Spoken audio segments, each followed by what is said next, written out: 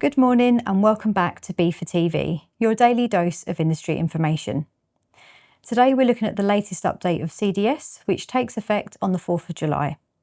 Joining me in the studio today is Igor from our Policy and Compliance team and Ian Wilkins from HMRC to discuss this important update. Igor, Ian, good morning and thank you for joining us on BIFA TV. Ian, we're going to come to you first. So we are aware that the secured funding of the CDS programme will end at the end of this financial year. Can you share with us, please, the updates that are going to be scheduled between now and the end of 2026? Yeah, thank you very much. So we've, acting on feedback from trade, we've really made a conscious effort this year to avoid the Christmas period in terms of our release schedule. So there won't be any releases in December, which hopefully will be good news to people.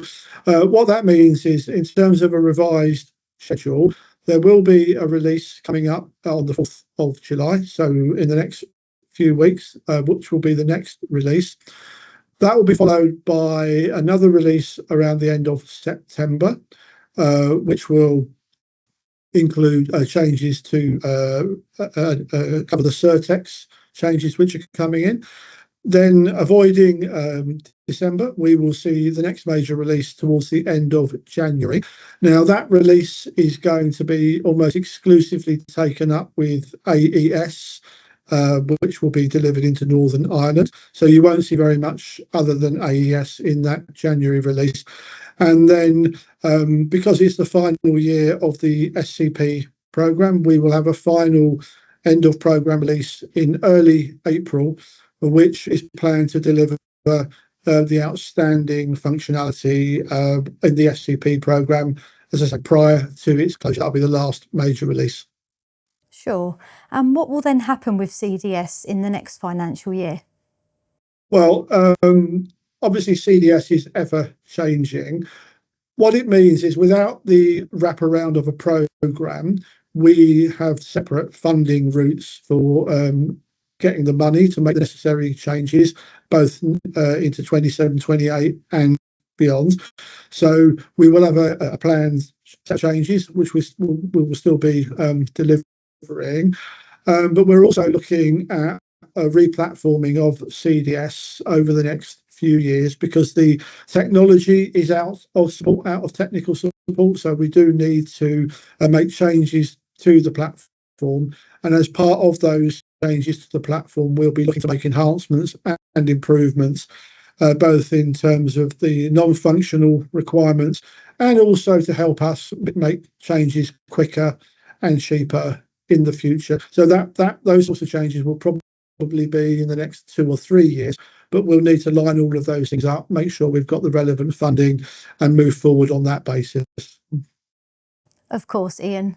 Thank you so much. Our members will really appreciate these insights you shared with us today. Thank you for joining us on BIFA TV. You're welcome. Now, Igor, let's discuss the update that's happening in July. Can you explain what changes are happening with the forthcoming version?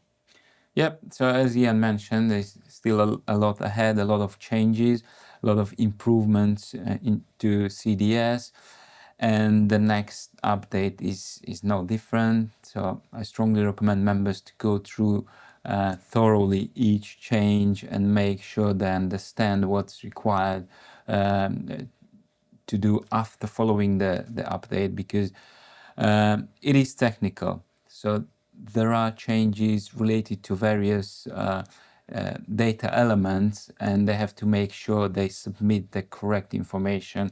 There will be changes related to additional procedure codes, commodity codes, and relevant AI codes, which has to be declared together in order to successfully clear the entry.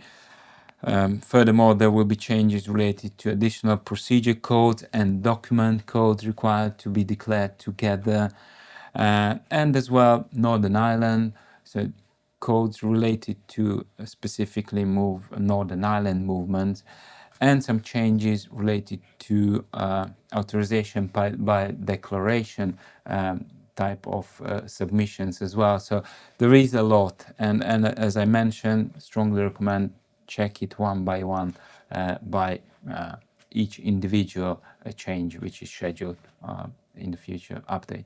Absolutely. So to summarise then, what advice do you have for our members ahead of the update when that takes place on the 4th of July? Yeah, so we did the usual news article, news announcement. So the document is available there to download for our members, and strongly recommend to check all the forthcoming changes and make sure the declarations are pre-lodged according to those changes. Otherwise, the declarations will be rejected on arrival if they don't comply with those changes. Sure. Igor, thank you for joining us this morning, and thank you also to Ian Wilkins from HMRC. Thank you. If you'd like some further information on this update, we provided some useful links in the description below. That's all for today's episode of BIFA TV, your daily dose of industry information.